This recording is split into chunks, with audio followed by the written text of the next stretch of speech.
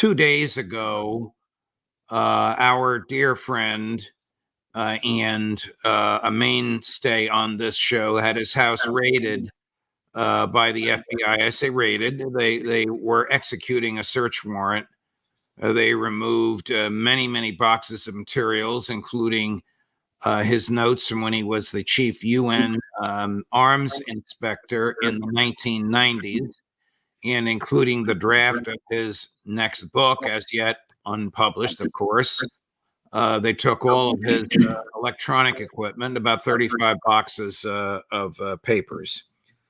Scot Ritter, of course, is defiant, and rightly so, and believes that he was targeted by the United States government because of his active, aggressive, passionate opposition to the tenor of American foreign policy, specifically with respect to Ukraine and Israel. What are your thoughts on this, Ambassador?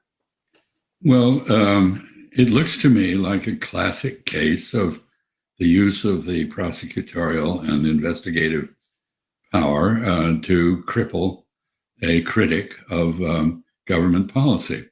We've seen things like this before in our history. I remember I was not alive, but I know of the Palmer raids under Attorney General Palmer after World War I, which targeted people with dissident opinions and in some cases jailed them, critics of the war that we had entered in Europe.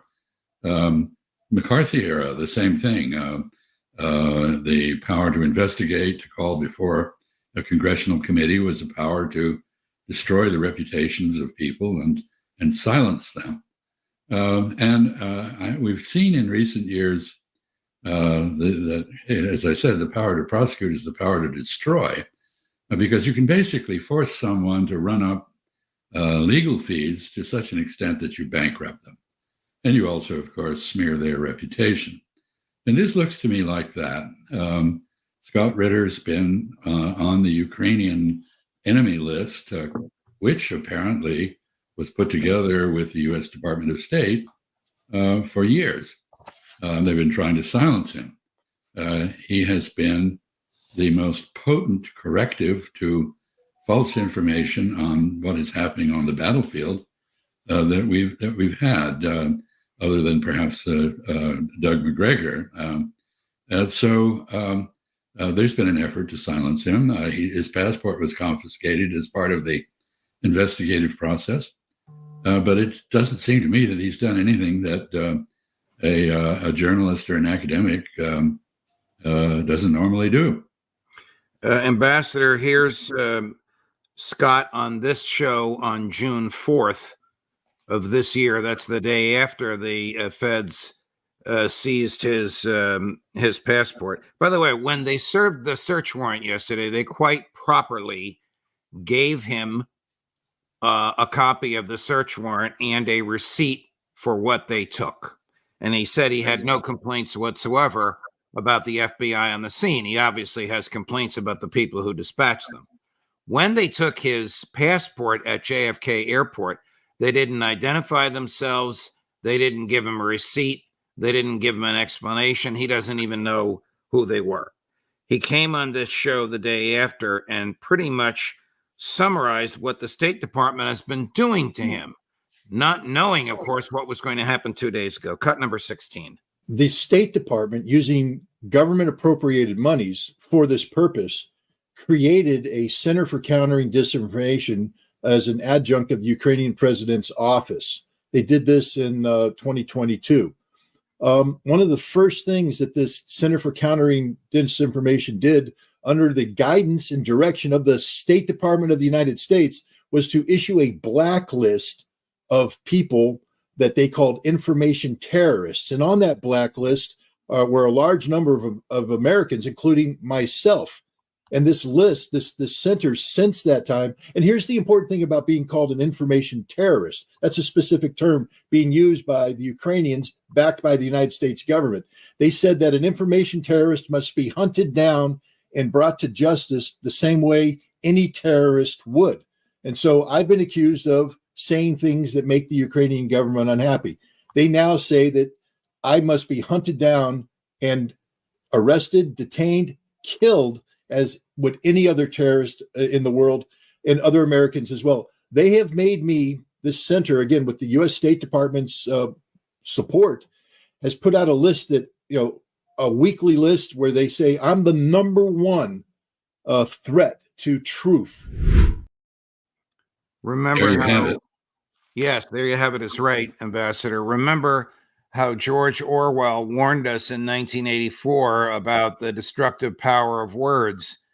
You start calling somebody who speaks out against you a terrorist and make that person the moral equivalent of a bomb thrower, and people are going to want to silence and harm the person or cheer you on when you, after having demonized him, raid his house and prosecute him. Scott, of course, is not one easily to be silenced, Ambassador. I just wonder if this is the tip of the iceberg. Well, I think it is. We have seen the other day Tulsi Gabbard put on a terrorist list and stopped and searched every time she gets on an airplane, apparently accompanied by plainclothes marshals and bomb experts. She's an active member of the U.S. Army Reserve, former presidential candidate, commentator on Fox News. And she says things that the administration doesn't like. And so they basically using the same sort of terrorist charge to harass her. This is all too common. And I would note also that there is a real need for people like Scot Ritter to stand up and tell us what is happening on the ground in Ukraine, or for that matter in Gaza, which he does. He does not wax indignant morally. He sticks to the facts. His expertise is military matters, and he's an unquestioned expert in that area. And countering him is Admiral Kirby, for example, who reminds me of Baghdad Bob, if you remember him. Yes. And State Department spokesmen who are smarmy and totally without any credibility at all. So we're in a moment, and I was reminded, because I gather yesterday former President Trump again boasted about the size of the crowds he draws, in this case January 6th. But if you remember Sean Spicer, his spokesman, coming out after his inauguration and claiming it was the largest crowd on the mall ever, this is the kind of nonsense that we have in our official statements these days, and it needs to be corrected. Yes. You talk about Tulsi Gabbard. She is, of course, also a former member of the House of Representatives. I remember when the Bush administration put Teddy Kennedy on a terrorist watch list, and for a couple of weeks he couldn't take a plane from Reagan National to Boston Logan. It's unbelievable what the government, and this was because of some statements he had made in support of the IRA, the Irish Republican Army, and its fight against Great Britain. It's unbelievable what the government will do to punish speech. Ambassador, when Prime Minister Netanyahu spoke to Congress 2 weeks ago, and he was interrupted 51 or 58 times by standing ovations in an hour and 5-minute speech, the longest standing ovation for him, one that went on for longer than a minute. Try standing up and clapping for a minute. Your hands and your arms get tired, no matter what kind of shape you're in. The longest standing ovation was when Prime Minister Netanyahu condemned American demonstrators outside of the Capitol building for demonstrating against his policy. And 400 members of Congress, each one of whom took an oath to preserve, protect, and defend the Constitution, which includes the First Amendment, which is the essence of the freedom of speech, applauded him. That's where we are today. That was disgusting. I would note that there's the level of selectivity in what just happened to Scot Ritter is quite notable. And many journalists get paid for writing things. That's how they make their living. Many people, including members of Congress, go abroad and give speeches and get paid for them. Academics are invited to conferences in places like Taiwan, Israel, and so forth, and go and they get an honorarium. So the notion that somehow or other interaction with a foreign country and expressing views that may coincide with some of the views of that country is somehow makes you a foreign agent is not just preposterous, but really disgraceful. And I agree with you that this is a fundamental challenge to the First Amendment and all of the freedoms that flow from it. Here's a foreign agent speaking to the United States Congress, Prime Minister Netanyahu, on July 24th. For all we know, Iran is funding the anti-Israel protests that are going on right now outside this building. Not that many, but they're there, and throughout the city. Well, I have a message for these protesters. When the tyrants of Tehran, who hang gays from cranes and murder women for not covering their hair, are praising, promoting, and funding you, you have officially become Iran's useful idiots. Pretty clear that the useful idiots are the members of Congress. You nicely put. I have a number of friends that were in that demonstration, including regular contributors to this show. Some that you know, Colonel Lawrence Wilkerson, Max Blumenthal, Aaron Mate, Anya Parampil, none of whom was paid anything by the Iranian government. This is a total fabrication on his part, and it is shameful that the members of Congress shows loyalty to a genocidal maniac over their fidelity to the Constitution. How dangerous a position is Israel in today, about to pick a fight with Hezbollah, about to pick a fight with Iran? I think it shows every sign of imploding. It's alienated its foreign partners and friends. The protests are part of a general move toward very negative views of Israel in response to its behavior. The latest polls show that a majority of Americans do not believe the United States should come to Israel's defense. There are partisan differences there. For Republicans, there's a slight majority in favor. Democrats mostly opposed, and independents somewhere in the middle. So the foreign support for Israel that's been essential to Israel's existence is attenuating. Domestically, Israel has never been so divided. A couple of years ago, Mr. Netanyahu, in order to save his bacon from being in jail for corruption, moved to remove the independence of the Israeli judiciary. That set off massive protests. October 7 and the hostage taking has led to very correct charges from the hostages' families that Mr. Netanyahu is not interested really in recovering them. It's come out that the Israeli armed forces were responsible for almost half of the deaths on October 7, not Hamas. The ultra-Orthodox in Israel have been told that they're to be conscripted. They're protesting, some of them saying that they'd rather die than go into the army. The generals in the Israeli army have condemned their own prime minister for lacking a strategy and running a pointless war in Gaza. They want a ceasefire. He won't give it to them. He has just assassinated the chief leader on the Hamas side, with whom he was allegedly negotiating hostage release. You don't assassinate the negotiator on the other side of the table if you're serious about negotiating, and he clearly isn't.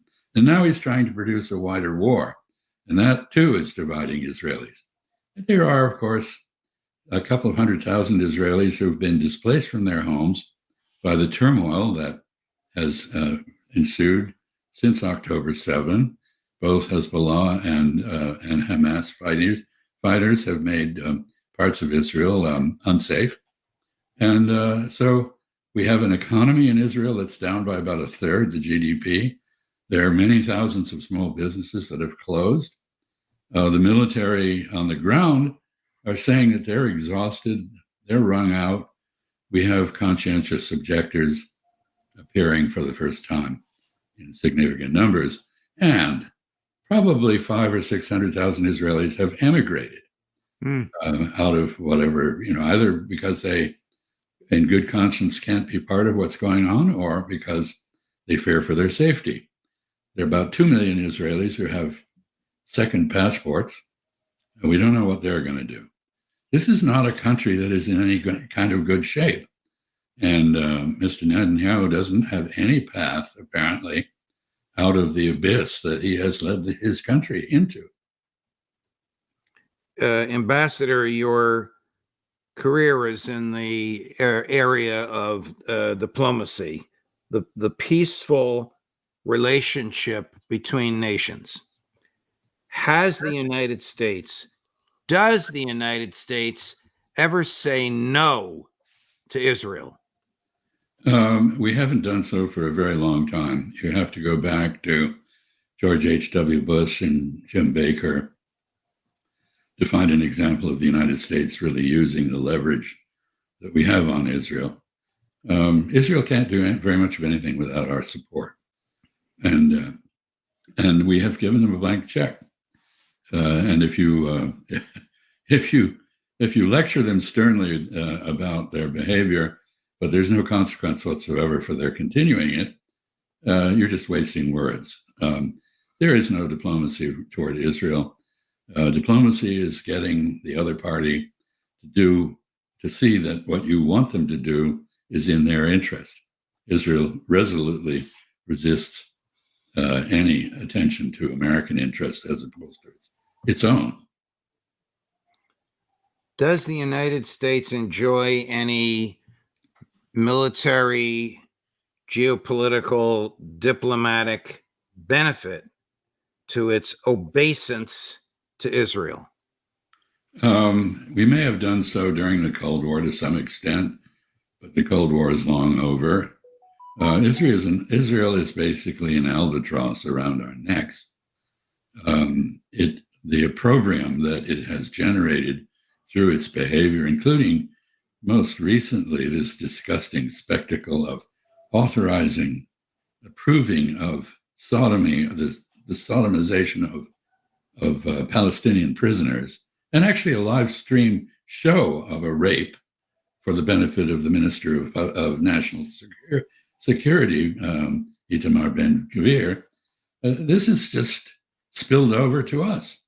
Our reputation has nosedived along with Israel's.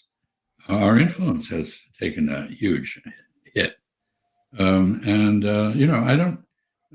Israel in the defense area basically receives gifts from us. It does useful research and development work, but that could, in my view, just as easily be done in New Jersey. It doesn't have to be done in Israel. Switching gears, Ambassador, and prevailing upon your experience in the Department of Defense, of what value, as you see it, was the short-lived invasion of Kursk by a crack team of Ukrainian soldiers? And you can add to that, of what value is it flying 40-year-old one-seater F-16s over Kyiv? Well, the incursion into Kursk basically, I think, had political purposes rather than military, although there may have been an effort to divert Russian attention from the Donetsk front, in which case it didn't really succeed. Politically, I think Mr. Zelensky and company were trying to boost Ukrainian morale, which is very low given all the losses that Ukraine has taken. And I think he was trying to show his American and European backers that he could still punish Russia, hurt Russia, which is the major objective of this war from the Western point of view. It's not about saving Ukraine, it's about isolating and weakening Russia, and that hasn't succeeded.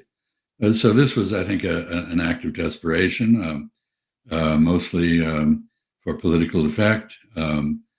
I don't know whether these forces, I have not heard whether these forces are still even alive, and they're going to have a hard time.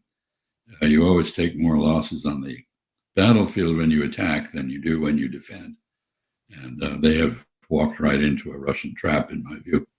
The F-16s are, sort of a magic talisman that we have waved for a long time. They're going to, this is like we were going to send Abrams tanks, and that was going to turn the battlefield over to us.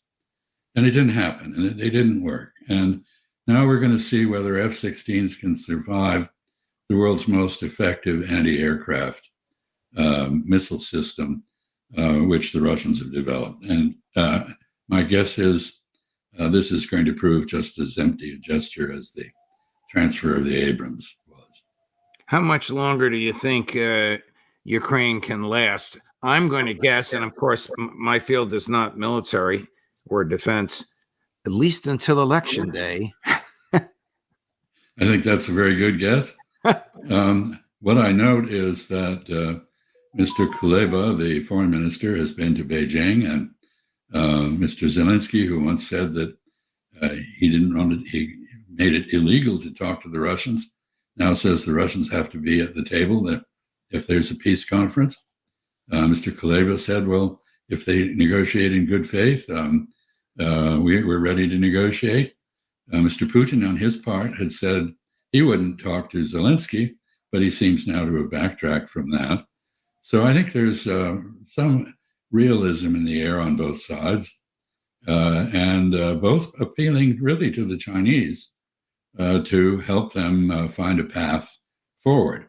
And I should also mention that the Prime Minister of Hungary, now the 6-month president of the European Union, Viktor Orban, has made a valiant effort to jumpstart some kind of diplomatic dialogue and produce the possibility of a negotiated resolution of this war. For that, he has been castigated by us and some Europeans, supported by others. But there's clearly an effort being made in Ukraine, in Russia, internationally, to find a basis for bringing this war to an end through a negotiation, which all wars have to end. This one is overdue for ending, in my view. To take us back to Israel, because you're mentioning Russia, if Israel and Ukraine engage in significant hostilities, you expect Russia to back up, if Israel and Iran engage in significant hostilities, do you expect Russia to back up Iran? To some extent. We've seen Sergei Shoigu, the former defense minister, now the national security advisor in Moscow, go to Tehran. So we have this juxtaposition. Interesting. General Kirilov, the head of the U.S. Central Command, sitting in Israel, and the head of the Russian national security apparatus in Tehran, which suggests that the U.S.-Russian rivalry is being drawn into this mess. But Mr. Shoigu's message included a letter from President Putin to the new Iranian president, asking him to use restraint and offering to mediate between Israel and Iran. I don't think that will be accepted by the Iranians, but they are taking their time to work out a means of retaliation, reprisal, to which they're entitled under international law, that would not bring the United States into a wider war. So it's all very interesting, a little bit dangerous.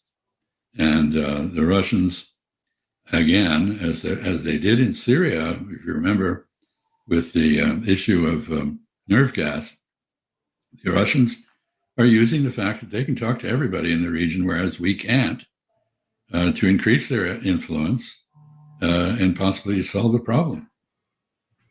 Colonel McGregor reports that yesterday the Israelis attacked a base in Syria, a base known to be manned by Russian soldiers. Makes one wonder if they really don't foresee the likely consequences of their behavior? Well, I think for some time, well, let's start with you're going back decades. Prime Minister Netanyahu has always wanted to trigger a war with Iran that would draw the United States in on Israel's side. And more recently, he's spoken about Israel being at war on 7 fronts. And in fact, Israel has been essentially at war for 76 years. It's only a question of the intensity and the location of the battles. Now Israel has, in addition to an enemy in Syria, where the Russians support the Assad government, it has the danger of a counterattack by Hezbollah in response to its assassination of Fuad Shukr in South Beirut. It has the possibility of an Iranian attack because of its assassination of Ismail Haniyeh at the presidential inauguration in Tehran. It has got the Houthis after it, not only in the Red Sea, but occasionally with direct pot shots at it. And it has done something truly remarkable. If you think about it, it has united Sunni and Shia Muslims for the first time in 14 centuries against a common enemy. Ismail Haniyeh was a very diehard Sunni hardline Muslim, and he is being feted in Tehran, the capital of Shia Islam. Mr. Erdogan of Turkey, who is also Sunni, different strain of Sunni Islam, is now making common cause with Hezbollah, which is Shia. So Israel has really united the Islamic world against it. And I think it's working pretty hard on starting a wider war in its region that would draw the United States in. And some people in Israel are talking in apocalyptic terms. The danger is, let's not forget, that Israel has nuclear weapons. And it has something called the Samson option in mind, which would mean that, like the great strongman Samson in the Bible, who pulled down the Philistine temple rather than accept direction from the Philistines, Israel's prepared to go down with a nuclear blast at everybody around it. So this is very dangerous, and not just in terms of the interaction between the United States and Russia, or Iran and Israel, or Lebanese and Israelis. Ambassador Freeman, thank you very much for your time this morning. Thank you for your analysis into your fidelity to first principles. It's always a pleasure. I hope you'll come back and join us again next week. Thank you.